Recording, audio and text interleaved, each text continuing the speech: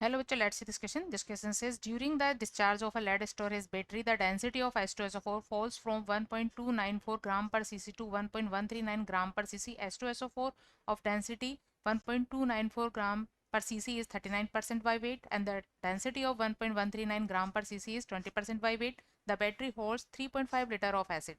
Calculate the number of ampere hours for the battery must have been used. Key concept for this question is decrease in the mass of H2SO4 during the discharge of lead storage battery. जब lead storage battery का discharge process होता है तो H2SO4 electrolysed हो जाता है जिससे इसकी डेंसिटी डिक्रीज हो जाती है. की concept for this question is decrease in density of H2SO4 decrease in density of H2SO4 during discharge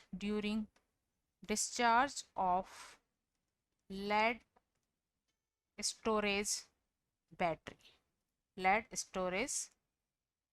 battery के डिस्चार्ज प्रोसेस के दौरान H2SO4 की डेंसिटी डिक्रीज हो जाती है. तो जैसा कि क्वेश्चन में गिवन है कि इसकी इनिशियल डेंसिटी और मास परसेंट, तो इससे हम निकाल सकते हैं initial mass of H2SO4. Initial mass of H2SO4 और मास होता है क्या, डेंसिटी इनटू वॉल्यूम होता है, और डेंसिटी है इनिशियल 1.294 ग्राम पर सीसी. परसेंटेज है 39%, तो 39/100, और इसका वॉल्यूम है 3.5 लीटर, जिसे मिलीलीटर में चेंज करेंगे तो ये हो जाएगा 3.5 इंटू 10⁻³ और इसे कैलकुलेट करने पर H2SO4 का मास आ जाता है 797 gram. Sorry, this value is 1766 gram.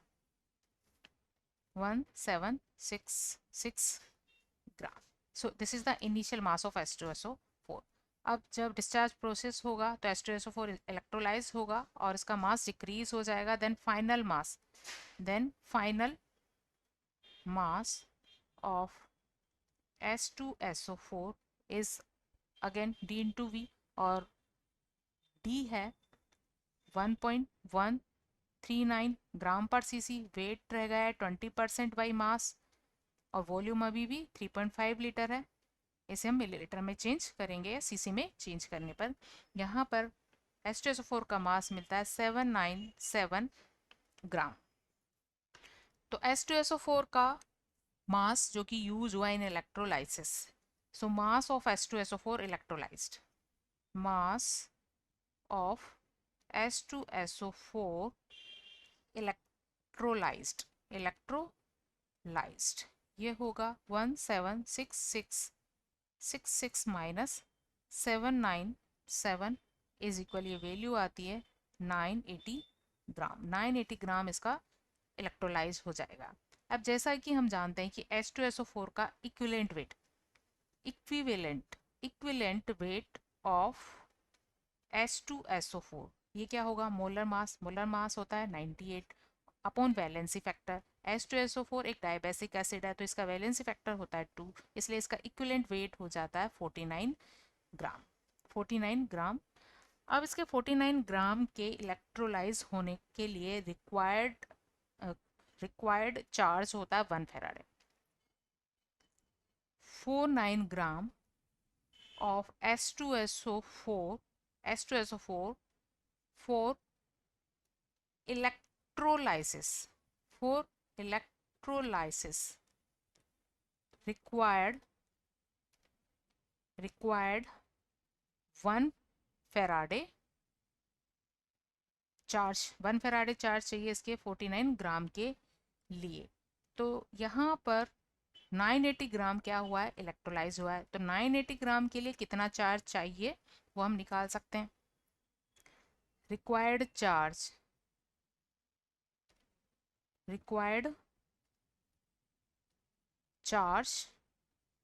for 980 gram of H2SO4 is equal होगा 1 फेराडे जो होता है 1 फेराडे की वैल्यू कूलाम में होती है 96500 कूलाम, तो हम यहाँ वैल्यू कूलाम में रखेंगे इसकी 96500 कूलाम इंटू 980 डिवाइड बाय 49, तो इतना चार्ज रिक्वायर्ड है।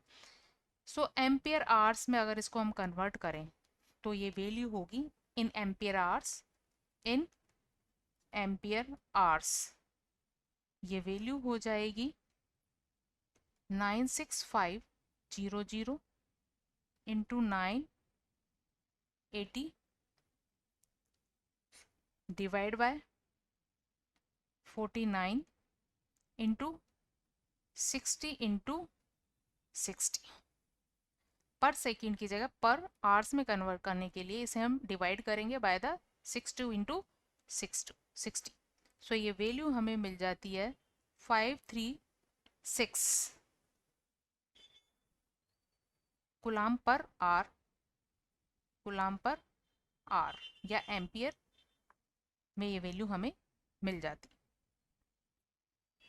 Hope you understood it well. Best of